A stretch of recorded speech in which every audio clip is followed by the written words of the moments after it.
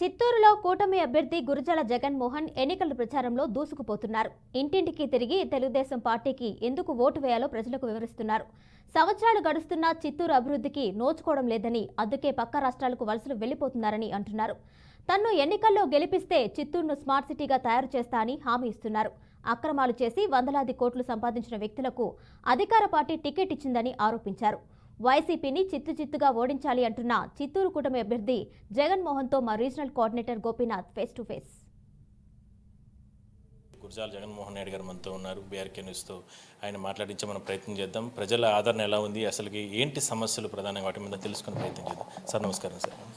Sir మీరు చాలా రోజులకు తిరుగుతున్నారు. మనం గతంలో కూడా ఎన్నోసార్లు మనం మాట్లాడుకున్నాం. ఏంటి అంటే రోజుకు తిరుగుతున్నారు కాబట్టి ప్రజల నుంచి వస్తున్నటువంటి స్పందన కావచ్చు, లేదంటే వాళ్ళ సమస్యలు, వాళ్ళ ఇష్యూస్, ఎందుకంటే గత 5 సంవత్సరాల నుంచి కూడా ఈ వాలంటీర్ల వల్ల రకరకాల ఇబ్బందులు పడడం జరిగింది. అంటే కక్ష సాధింపుగా వాలంటీర్లందరూ కూడా టార్గెట్ చేసుకుని పింఛన్లు తీసేయడం, లేదంటే రేషన్ కార్డులు తీసేయడం, రకరకాల ఇబ్బందులు పెట్టారు. అధికారులు కూడా అలాంటి పరిస్థితులే కొనసాగాయి. ఎట్లా ఉంది, ఏం చెప్తున్నారు? అంటే మీరు గమనిస్తే ఈ వాలంటరీ సిస్టమ్ అనేది వచ్చిన తర్వాత మేము వాలంటరీ విధానాన్ని ఎక్కడ తప్పట్లేదు. వాలంటరీలు ఎవరినైతే తీసుకున్నారో వాళ్ళు జనరల్ పబ్లిక్ అయి ఉండాలని ఒకటే మేము ఆ రోజు నుండి కూడా కోరుకునేది.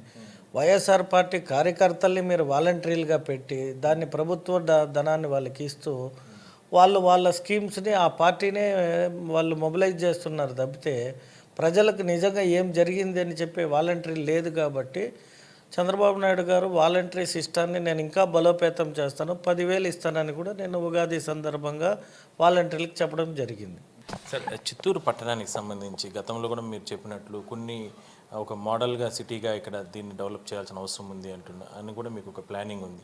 ఏంటి ఆ విషయాలు? ఎందుకంటే దీనికి సంబంధించి ఇంకా కూడా ప్రజల్లో ఒక చర్చ అనేది నడుస్తుంది. ఎందుకంటే మీరు తిరిగిన ప్రాంతాల్లో కూడా మేము గతంలో కూడా వచ్చినప్పుడు వాళ్ళు ఒక కొత్త నాయకుడు, ఒక మంచి నాయకుడు మనం ఎన్నుకోబోతున్నాం, మనం అంటే ఇలాంటి వారికి మనం మద్దతు తెలిపితే చాలా మంచిగా ఉంటుంది అనే అభిప్రాయం కూడా వాళ్ళు వ్యక్తపరుస్తున్నారు. ఎట్లా యువతకు సంప్రదానంగా అంటే ముఖ్యంగా నేను మొదటి నుండి కూడా చంద్రబాబు నాయుడు గారి విజన్ అన్న, చంద్రబాబు నాయుడు అనే వ్యక్తి పైన మమకారం ఎక్కువ ఉండేది నాకు. ఎందుకంటే ఆయన హార్డ్ వర్క్, ఆయన ఒక క్యాపబిలిటీ.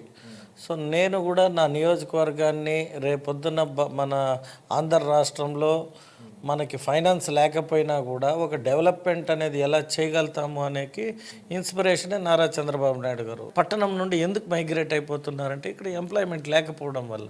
కాబట్టి ఎంప్లాయ్మెంట్ కల్పిస్తే ఈరోజు ఈ నియోజకవర్గం 2 లక్షల ఓటర్లు ఉన్నది కాస్త 2.5 లక్షలు కావాలన్నదే నా ఏకైక లక్ష్యం.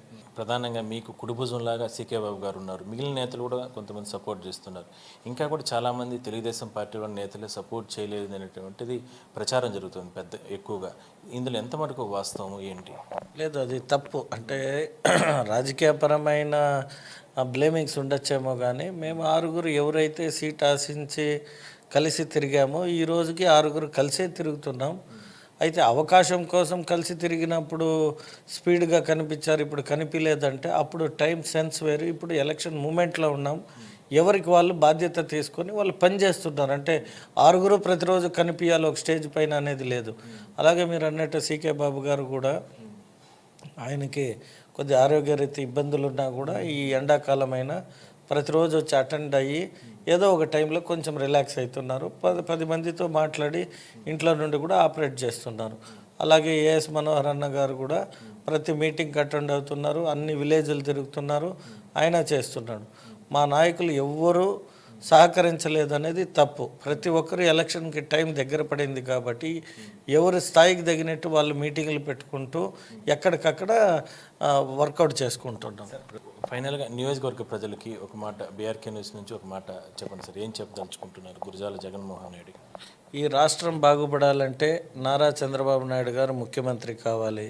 ఈ నియోజకవర్గం బాగుపడాలి అంటే ఈ గురజాల జగన్మోహన్ ఇక్కడ ఎమ్మెల్యేగా మంచి మెజారిటీతో ప్రజలు నన్ను ఆశీర్వదిస్తే ఖచ్చితంగా నాకున్న విజనరీతో బాబు గారి దగ్గర అవకాశాలని వినియోగించుకొని ఈ నియోజకవర్గాన్ని అత్యంత అద్భుతమైన నియోజకవర్గంగా అన్ని రకాలుగా ఒక స్మార్ట్ టౌన్ చేయడానికి నా వంతు నేను కృషి చేస్తా.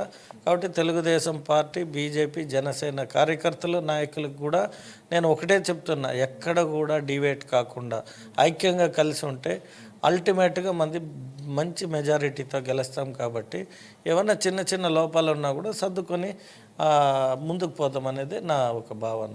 నియోజకవర్గం పూర్తిగా కూడా ఒక మంచి అభివృద్ధికి ముందుకు తీసుకెళ్తానంటూ కూడా గురజాల జగన్మోహన్ రెడ్డి గారు చెప్తున్నారు. చూద్దాం, మరి ఎన్నికలకు దగ్గర సమయం పడుతుంది. ఇప్పటికే రకరకాల ఇష్యూస్ తీసుకొస్తున్నారు. అధికార పార్టీ పెద్ద ఎత్తున ఓటర్లను ప్రలోభాలు పెట్టే ప్రయత్నం చేస్తుంది. మరి ఇప్పటికే ఆయన ఇందాక మనం చెప్తున్నట్టు ఖచ్చితంగా ఎలక్షన్ కమిషన్ పూర్తి స్థాయిలో దీనిపై నిఘా పెట్టింది కాబట్టి అక్రమాలు జరగకుండా మరోసారి అధికారులు ముందుకు ఉండాలంటూ కూడా ఆయన కోరుతున్నారు. వీడియో జర్నలిస్ట్ కూడా కలిసి గోపినాథ్, బీఆర్కే న్యూస్, చిత్తూరు నుంచి.